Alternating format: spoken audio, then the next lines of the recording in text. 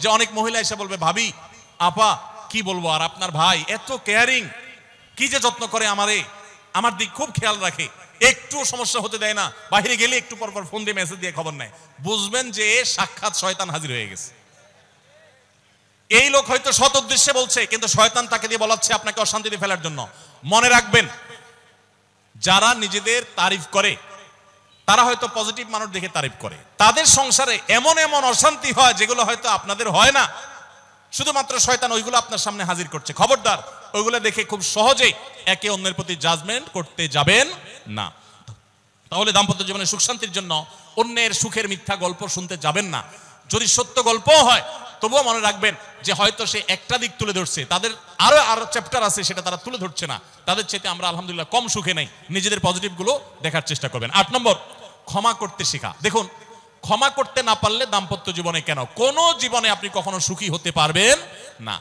সবকিছুকে অনেক বড় করে দেখবেন না, অনেক কিছুকে ক্লোজ করবেন, ছোট করবেন। এবং মনে রাখবেন, আল্লাহ তাআলা ক্ষমাশীলকে ভালোবাসেন। কোরআনে আল্লাহ তাআলা একাধিক জায়গা বলেছেন যারা ক্ষমা করে আল্লাহ তাদেরকে ভালোবাসেন।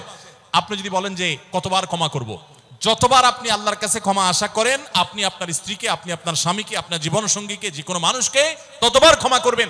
আপনি জীবনে একই পাপ কতবার করেন আল্লাহ মাফ করবেন আশা করেন না, তাহলে আপনার আল্লাহর বান্দাকে কেন আপনি ক্ষমা করবেন না? বিধায় ক্ষমা করা এটা শিখতে হবে। কখনো কোনো ভুল হয়েছে বুঝতে পারলে পণ্ডিতি না করে সাথে সাথে ভুল স্বীকার করা জানতে হবে, যে হ্যাঁ এটা আমি ভুল করেছি। হ্যাঁ, এটা স্বীকার করলে সে একটু মাথায় উঠে যাবে, সে একটু লাই পেয়ে যাবে, পাক। কিন্তু এটা একটা ভালো গুণ, পরবর্তীতে এটাকে ব্যালেন্স করতে পারবেন অন্যভাবে। ভুল স্বীকার করবেন। মেয়েদের সাথে বিশেষ করে যখন ঝগড়াঝাটি হয়, কোনো কিছু হয়, মনে করেন ঝগড়া তুমুল আকারে চলে গেছে, এখন আপনার স্ত্রী আপনার মৃত্যুদণ্ড জারি করবেন, জাস্ট এটা বাকি আছে। এই টাইমটাতে আপনি যদি চান যে এই রাগের পারদকে পাতাল থেকে মুহূর্তের ভিতর, আমি আকাশ থেকে মুহূর্তের ভিতরে পাতালে নামায় আনবো, আগুনের সাথে সাথে পানি করব, একটা বুদ্ধি, একটা কাজ করবেন, সাথে সাথে পানি হয়ে যাবে। সেটা কি? এতক্ষণ যা তর্ক করছেন এখন বলেন যে আসলে তুমি ঠিক বলছো, আমারটা ভুল, ব্যাস দেখবেন যে আগুন পানি হয়ে গেছে সাথে সাথে। তো ভুল স্বীকার করতে পারে, এটা শুধু স্বামীরা না, স্ত্রীদের ক্ষেত্রে একই কথা প্রযোজ্য। এটা অনেক বড় একটা গুণ, বিশেষ করে ক্ষমা করতে পারা। ক্ষমা করতে যারা পারে না তাদেরকে আল্লাহ ভালোবাসেন না। আল্লাহ তাআলা বলেছেন যে আল্লাহ তাআলা ক্ষমাশীল মানুষদেরকে ভালোবাসেন, বিধায় আমরা ক্ষমা করতে শিখবো ইনশাআল্লাহ। 9 নম্বর হলো, শয়তান যে সমস্ত জায়গাতে ধোঁকা দেয় এই জায়গাগুলোকে ক্লিয়ার রাখা। যেমন একটা পয়েন্ট বলি, স্বামী স্ত্রীর মধ্যে কিছু কিছু জিনিস প্রাইভেট থাকতে পারে। আপনার স্ত্রী আপনার শ্বশুরবাড়িতে ফোনে কথা বলেছে, কি বলেছে, আম্মা তোমার সাথে কি বলেছে, তোমার আব্বা কি বলেছে, তোমার ভাই কি বলেছে, ব্যক্তিগত বিষয়গুলো খুব বেশি খোঁচাখুচি করে জানতে যাবেন না। এগুলো জানতে গেলে অশান্তি হবে। এবং অনেক সময় দেখা যেতে পারে কোনো কিছু দেখে আপনার সন্দেহ হয়েছে, তাহলে এটা পেটের ভিতর রাখবেন না। আবার খারাপভাবে উপস্থাপন না করে সুন্দরভাবে উপস্থাপন করুন যে আমার কাছে এরকম মনে হয়েছে, তাতে সাময়িক ঝগড়া হোক, কিন্তু আপনি ক্লিয়ার হয়ে যাবেন এবং নিজেদের মধ্যে কোনো ঝামেলা থাকবে না। শয়তান বিশেষ করে ওয়াসওয়াসা, কুমন্ত্রণা, সন্দেহের রোগ দিয়া দাম্পত্য জীবনে সবচেয়ে বেশি অশান্তি তৈরি করে। এজন্য সন্দেহকে কোনো স্থান দিবেন না। যখনই সন্দেহ আসবে বুঝবেন যে শয়তান এটা সৃষ্টি করছে। সর্বশেষ 10 নম্বর হলো, শাসন করার যদি কখনো দরকার হয়, স্বামী হোক আর স্ত্রী হোক বা সাধারণ মানুষের ক্ষেত্রে এটা প্রযোজ্য, রাগের মাথায় কখনো শাসন করবেন না। শাসন করতে হলে মাথা গরম হয়ে গেছে একটু সবর করবেন, ঠান্ডা মাথায়, শীতল মাথায় তারপরে শাসন করবেন। যখন রাগ উঠছে তখন কিছু বলতে যাবেন না। আপনার রাগ উঠছে আজকে, আপনি নিয়ত করেন আগামী 24 ঘন্টা পর এটার আমি বিচার করব, একটা বিহিত করব, এটার আমি কিছু একটা করে ছাড়বো। 24 ঘন্টা টাইম নেন, ইনশাআল্লাহ আপনি নিশ্চিত থাকেন 24 ঘন্টা পর যদি আপনি এটা নিয়ে বসেন, তাহলে আপনার এই বসাটা অনেক বেশি হবে ন্যায়সঙ্গত। এটাতে কোনো প্রকার সীমালঙ্ঘন থাকবে না, রাগের চোটে অন্যায় আচরণ হবে না, জুলুম হবে না, বাড়াবাড়ি হবে না, যথাযথ শাসন হবে। যে কোনো মানুষের ক্ষেত্রে এটা প্রযোজ্য। আপনার একটা ছেলে এমন কোন অন্যায় কাজ করছে, আপনি এখন তাকে মাথা হট হয়ে গেছে, এখন শাসন করতে গেলে জুলুম হয়ে যেতে পারে, একটু সবর করেন, সময় নেন, দেখবেন রাগটা প্রশমিত হয়ে লেভেলে চলে আসছে। এরপর যদি শাসন করেন দেখবেন জুলুম হবে না। তো স্বামী স্ত্রী উভয়ের ক্ষেত্রে একই কথা প্রযোজ্য।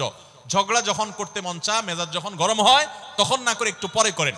আমি সৌদি আরবে প্রবাসে যখন ছিলাম, আমি দেখেছি অনেক বাংলাদেশি ভাইয়েরা, তখন নেটের এত বেশি প্রচলন ছিল না, তারা মোবাইলে একটার পর একটা কার্ড রিচার্জ করতো 50 রিয়াল 100 রিয়াল দিয়া। কেন?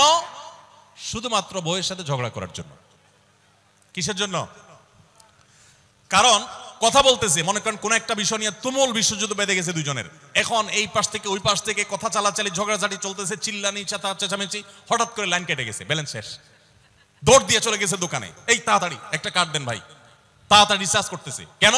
তাকে এখন কি করতে হবে? অসমাপ্ত ঝগড়ার সেকেন্ড ইনিংস শেষ করতে হবে।